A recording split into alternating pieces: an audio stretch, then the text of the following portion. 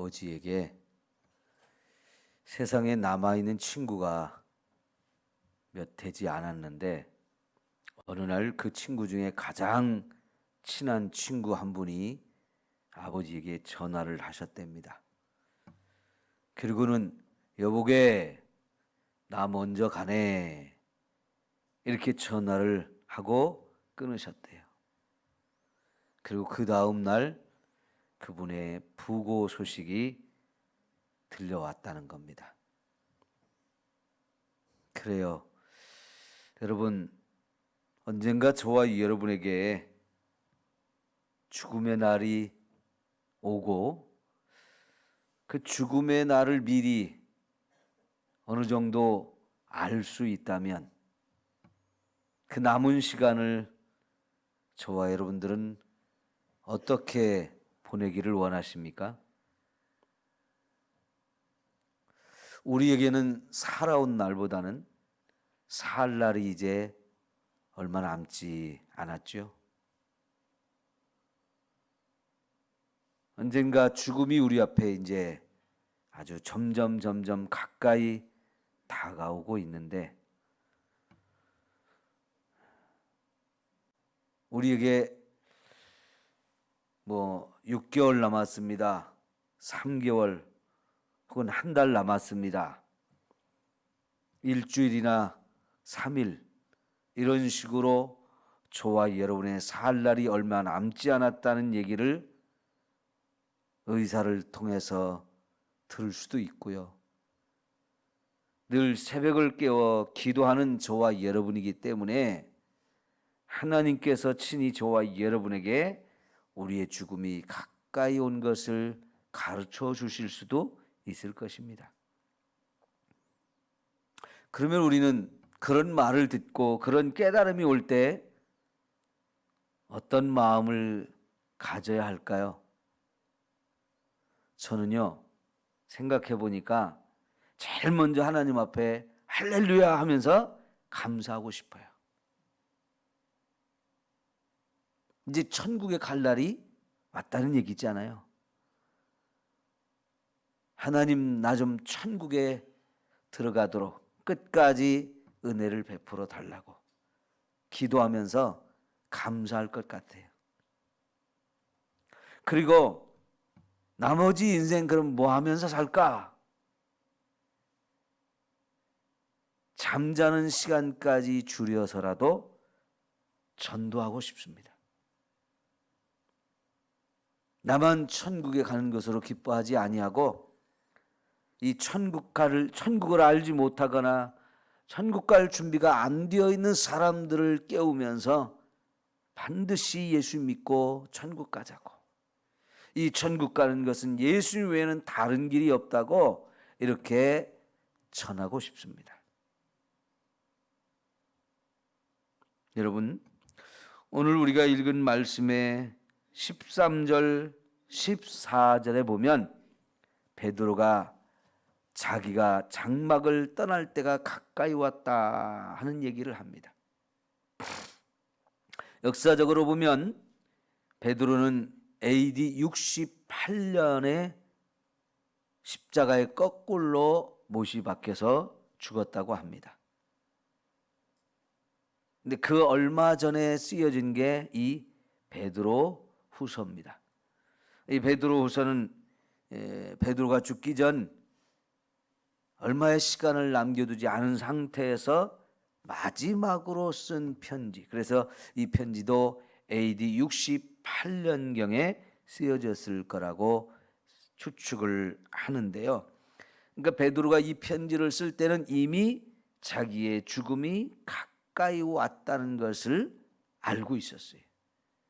그러니까 이제 내 인생이 얼마 안 남았는데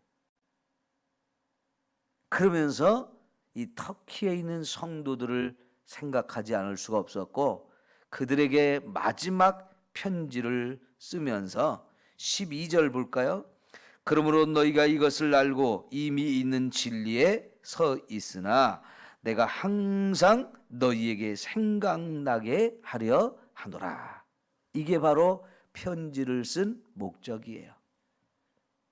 이미 여러분들이 진리의 말씀을 다 알고 있고 그 위에 서 있지만 이 말씀을 항상 생각나게 하려고, 그래서 이 말씀을 따라 살아가야 거짓된 교사들이 와서 거짓말로 속여가지고 우리를 멸망의 길로 끌고 가려고 해도 거기에 빠지지 아니하고, 주님이 다시 오시는 그 재림의 날을 잘 준비해서 모두가 천국 가는 사람이 되기를 원해서 이 편지를 쓰고 있다는 얘기입니다. 그러니까 마치 바울의 마지막 유언과 같은 말씀인 것입니다. 여러분, 14절에 보면 이는 우리 주 예수 그리스도께서 내게 지시하신 것 같이, 지시하신, 예수님이 베드로에게 이미 이런 말씀을 주셨는데요, 나도 나의 장막을 벗어날 것이 임박한 줄을 알미라 그랬어요. 주님이 베드로의 죽음에 대해서 말씀해 준 것이 있다는 거예요. 그 말씀해 준 것을 따라서 자기의 이제 장막을 벗어날 날이 아주 가까이 임박해 있다는 사실을 느끼고 있다는 거예요. 그걸 충분히 깨닫고 그걸 이미 알고 있다는 얘기입니다. 그러면 예수님이 언제 베드로에게 이런 말씀을 주셨나요? 우리 요한복음 21장 18절을 한번 보겠습니다. 요한복음 21장 18절.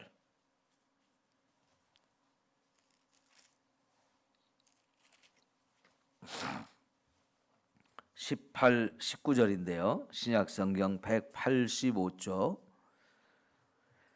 내가 진실로 진실로 내게 이르노니 네가 젊어서는 스스로 띠띠고 원하는 곳으로 다녔거니와 늙어서는 내 팔을 벌리리니 남이 내게 띠띠우고 원하지 아니하는 곳으로 데려가리라. 이 말씀을 하심은 베드로가 어떠한 죽음으로 하나님께 영광을 돌릴 것을 가리킴이러라. 이 말씀을 하시고 베드로에게 이르시되 나를 따르라 하시니. 여기 예수님께서 베드로에게 나를 따르라, 내 양을 먹이라는 말씀을 3번 하시고 나서 또 한 가지 베드로의 삶에 대해서 그리고 그의 죽음에 대해서 이야기를 했는데요. 네가 젊어서는 스스로 네가 띠를 띠고 네가 원하는 곳으로 다닐 것이다. 그러나 늙어서는 그렇게 되지 않는다.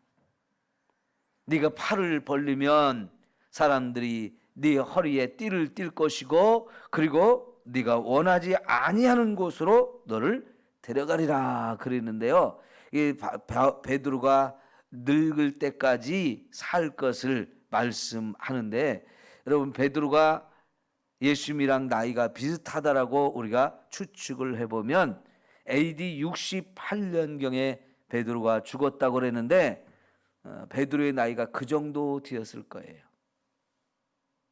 예수님은 33년 사시고 돌아가셨는데 그 예수님에 비하면 배나 더 산 거지요. 68세 정도 되면 그래도 살 만큼은 산 거잖아요.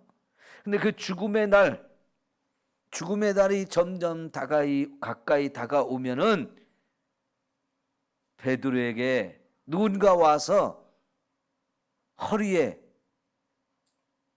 결박을 하고 그리고는 끌고 가서 죽여버릴 것을, 그래서 베드로가 순교를 할 것을 말씀하신 거예요. 그 19절에 보면 베드로가 어떠한 죽음으로 하나님께 영광을 돌릴 것을 가리키는 말씀이라고 그랬죠.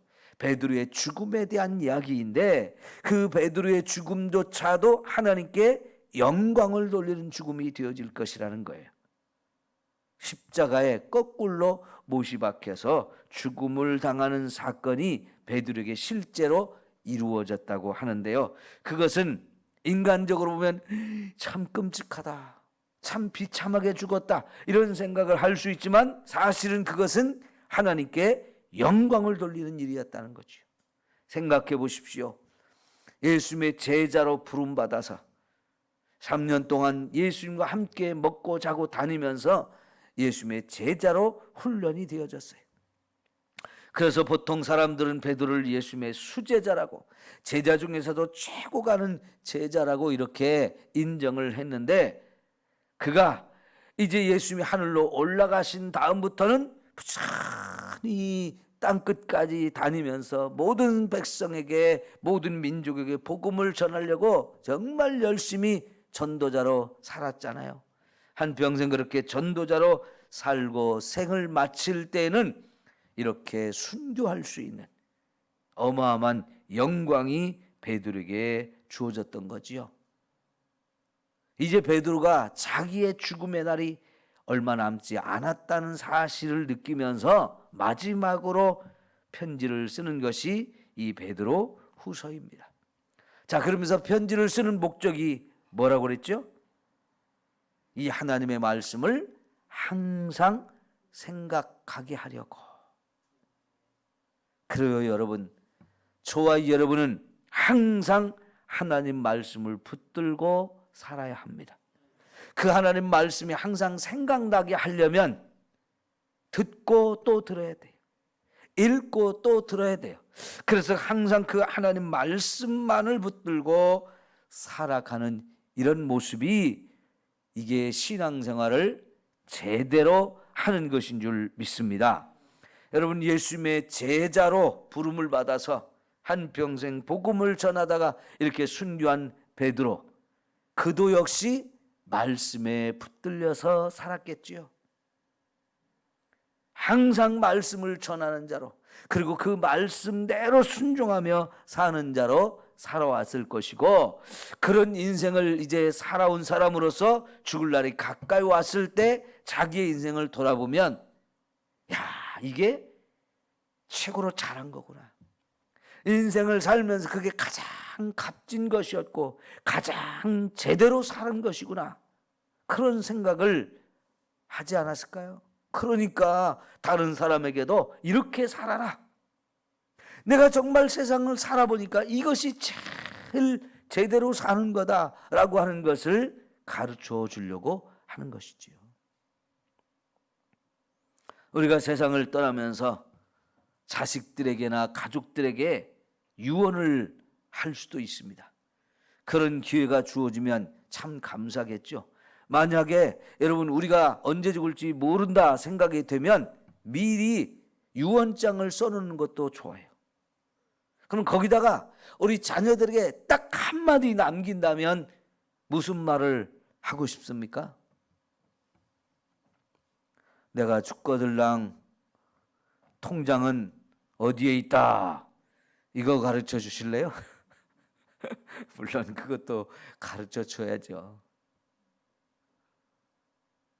대부분은 돌아가실 때 통장이나 빚 이런 얘기를 잘 못하고 가셔서 자녀들이 그거 찾느라고 어려움을 겪기도 해요. 보험 들은 것도 다 얘기해 주셔야 되고. 그러나 여러분, 정말 그런 것보다 더 귀한 것은 내가 인생을 살아보니까 어떻게 사는 것이 가장 귀한 것인지를 한마디라도 전해줄 수 있는 것. 그게 뭐예요? 하나님 말씀대로 살아라. 말씀대로 살아라. 여기 오늘 베드로후서 1장 15절을 한번 더 보십시오. 내가 힘써 너희로 하여금 내가 떠난 후에라도 어느 때나 이런 것을 생각나게 하려 하노라. 여러분, 여기 힘써서 이 말을 하고 있다는 것, 이게 가장 중요하다는 얘기고, 이거 외에는 다른 것 없더라 하는 거지요. 응? 내가 정말 힘써서 너희에게 말하는데 어느 때나 이런 것을 생각나게 하려 한다. 내가 떠나간 후에 너희들이 항상 내가 한 이 말은 좀 생각하고 살아라. 그게 뭐예요? 진리 위에 굳게 서라. 진리 위에 굳게 서라. 하나님 말씀이 왜 우리에게 주어졌나요? 하나님께서도 이렇게 살아라, 내 백성인 너희를 이렇게 살아라 라고 하나님이 가르치신 거예요. 하나님이 요구하시는 것, 우리에게 하나님이 가르쳐준 말씀은 다윗의 말처럼 내 발의 등이요 내 길의 빛이라. 내가 어느 길로 가야 될지 가르쳐주는 말씀, 인생을 어떻게 살아야 될지 한 걸음 한 걸음 걸어가면서부터 어느 방향으로 가고 무엇을 하며 살아야 될지를 가르쳐주는 것이 하나님의 말씀이라는 거지요. 우리가 어떻게 살아야 되는지를 가르치려고 하나님이 주신 말씀이 바로 성경 말씀이기 때문에 여러분, 저와 여러분이 세상을 살면서 오직 하나님 말씀만 붙들고 살아가라 라고 말씀하셨어요.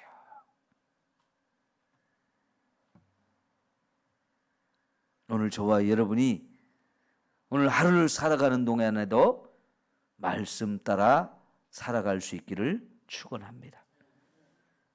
이 말씀을 내려놓으면 꼭 어떻게 살아요?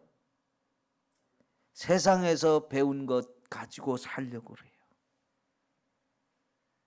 내 생각대로 내 목표를 따라서 내가 원하는 것만 하고 살려고 그래요. 이것을 자꾸 깨트려야 된다는 거예요. 뿐만 아니라